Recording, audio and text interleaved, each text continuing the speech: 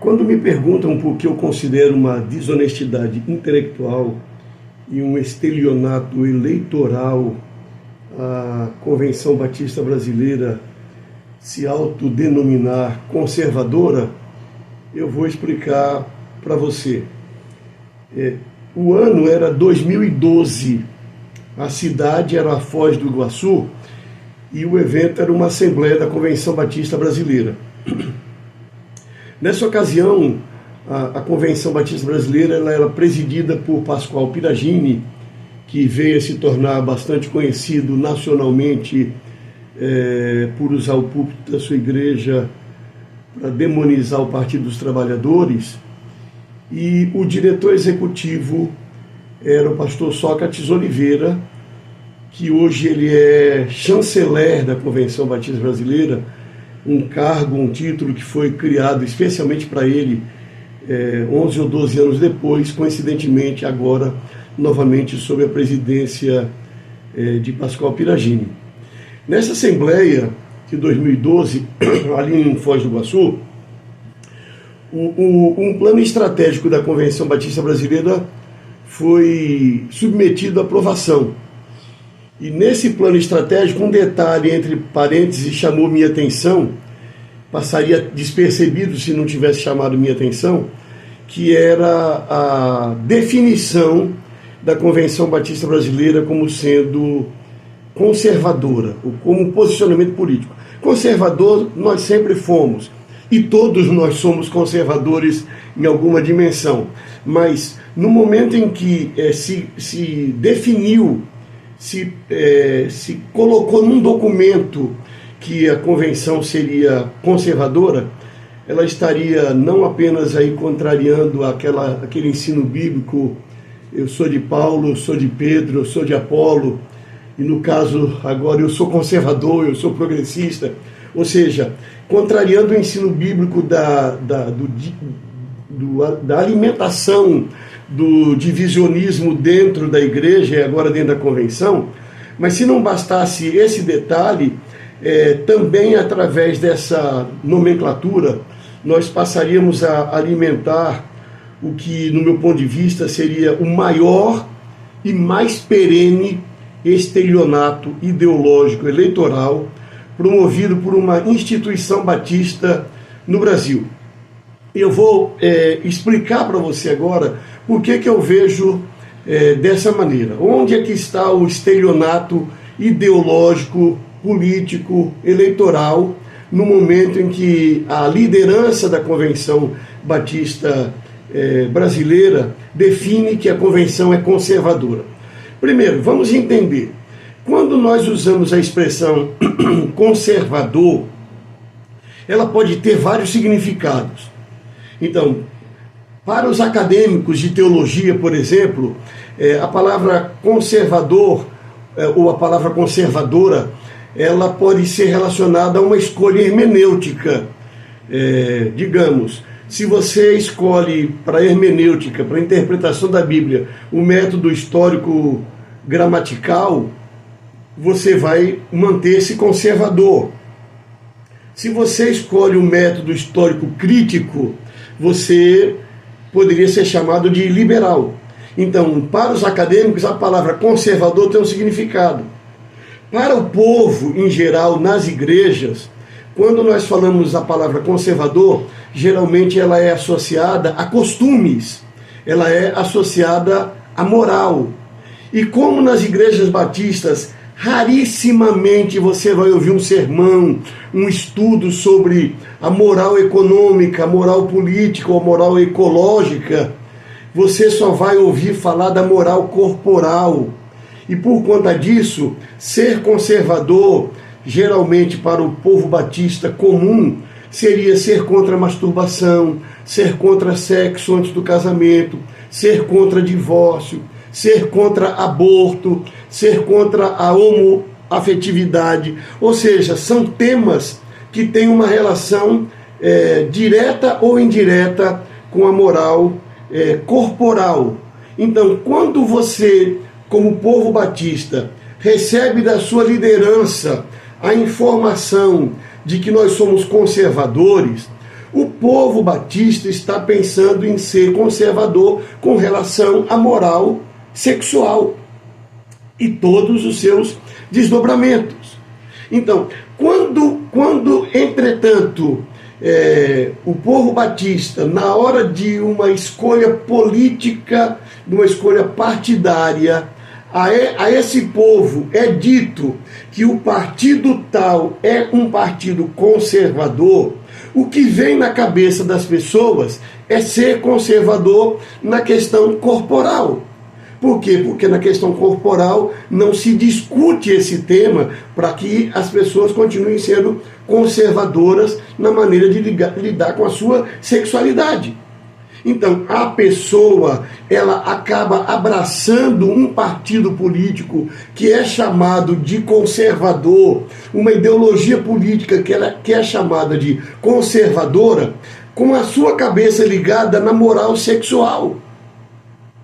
Entretanto, a palavra conservadora, ou ser conservador, quando você sai do universo da moral, você tem duas dimensões, por exemplo, que provavelmente, se o povo batista, principalmente os 90% que fazem parte da 90% da população que tem renda inferior a 3 mil reais por mês, entendesse o que é ser conservador do ponto de vista da política e o que é ser conservador do ponto de vista da economia, provavelmente o povo batista não escolheria um partido político conservador. Ele poderia até continuar sendo conservador nas questões corporais, se ele entende dessa maneira, mas se ele não tivesse o estelionato eleitoral que é praticado pela liderança batista ao se autodenominar conservadora e a dizer para o povo que o povo tem que ser conservador, sem explicar a diferença entre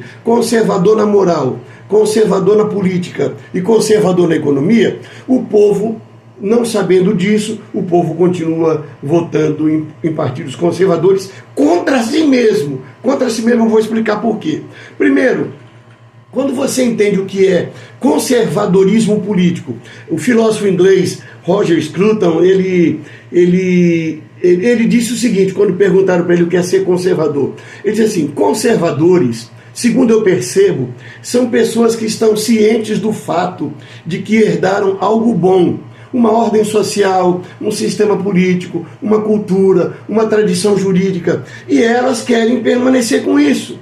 Isso significa ser conservador, querer conservar coisas, mas sabem que também tem que criar compromisso para fazer isso. Para elas, a atual ordem existente é importante. Então, só que esse filósofo ele está falando na Inglaterra. Quando você pensa no Brasil e você vai pensar um sistema, uma ordem social que no Brasil é profundamente injusta, não é? É a pior distribuição de renda do planeta. A corrupção no Brasil é endêmica. Então é tanta corrupção que o povo é prejudicado por essa corrupção. A violência é profunda. Então a ordem social do Brasil não é igual à da Inglaterra.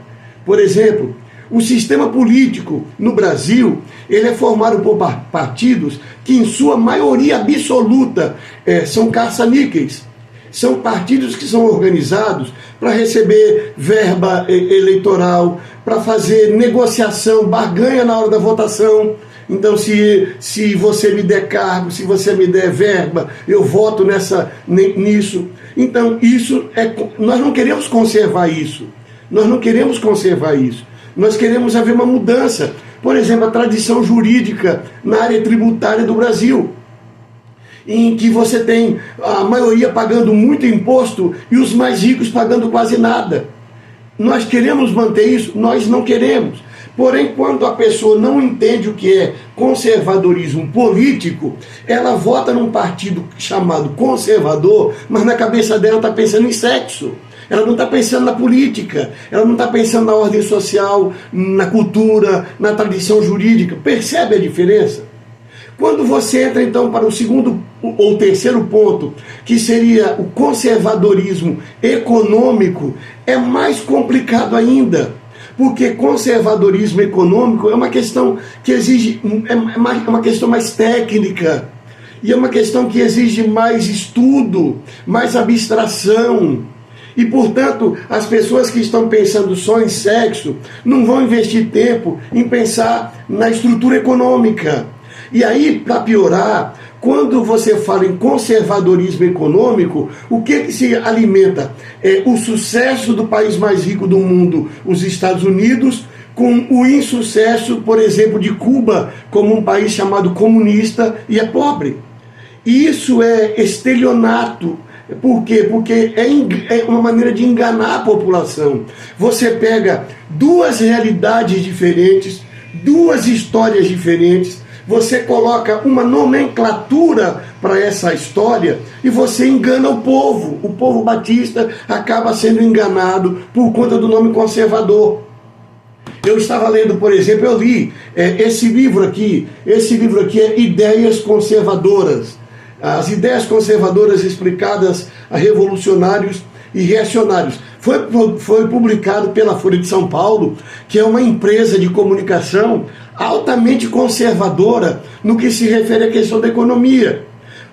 Uma ideia conservadora básica é uma ideia em que o indivíduo tem a maior liberdade possível no seu trabalho, na economia, na produção do seu capital, no uso do seu capital, e o Estado interfere um mínimo, tanto no que se refere à regulação das relações econômicas, quanto se envolve, no mínimo, nos empreendimentos de produção. Para você explicar isso para a população é algo muito complicado, mas, em geral, os partidos políticos que se definem como conservadores, eles não estão pensando em sexo. Eles só falam em sexo porque eles sabem que é isso que o povo vai compreender. Mas, na verdade, ele está pensando em manter todo um sistema político nocivo à população brasileira, que é o sistema político brasileiro. Não é o sistema eleitoral, é o sistema político. Houve um desvio da atenção do povo brasileiro para o sistema eleitoral, criticando as urnas, mas nada se fala do sistema político, de como os partidos são estruturados, como eles se posicionam para negociar dinheiro na Câmara, nas câmaras, nas assembleias legislativas. Percebe a diferença? Então, o povo que não sabe muito pouco sobre política e sobre economia, esse povo compreende a palavra conservador apenas no aspecto sexual. Mas a liderança batista, principalmente aqueles que chegam à diretoria da convenção, geralmente são, ou pelo menos se espera que sejam pessoas que sabem diferenciar o que é ser conservador do ponto de vista moral, sexual, do que vem a ser conservador do ponto de vista político e do ponto de vista econômico. Por exemplo, quando você fala em ser conservador com relação à ecologia, isso contraria os interesses da economia, dos que são conservadores na economia, percebe? Então, esse tema é complicado. Só que a liderança batista não possibilita ao povo batista, através das produções literárias, das conferências realizadas, o debate verdadeiro sobre o que é a diferença entre política conservadora e moral conservadora. O que é a diferença entre um sistema político e um sistema eleitoral. O que é a diferença entre uma economia de mercado totalmente liberal, como a economia, por exemplo, norte-americana, e uma economia de mercado com controle do Estado, como é a dinamarquesa, a sueca, a norueguesa, a holandesa, a alemã, por exemplo. Essas coisas não são ditas. A liderança batista piora o estelionato que ela comete contra o povo batista quando ela associa apenas a capitalismo e comunismo. E o mundo não é feito só de preto e branco. Não existe só dois modelos de política e de economia no planeta. Percebe? Então, quando eu critico a liderança da Convenção Batista Brasileira, eu critico porque ela exerce influência sobre, no mínimo, 2 a 3 milhões de batistas do Brasil, com uma ideologia que ela não esclarece para o povo. E o povo se acha bonito porque é conservador nas questões sexuais.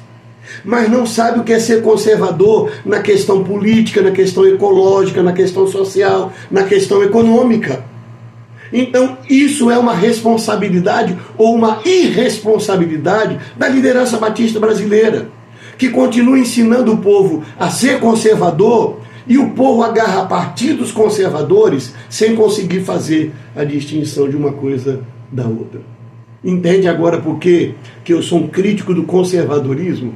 E porque eu entendo que a liderança batista comete estelionato eleitoral contra o povo batista brasileiro? É por essa razão.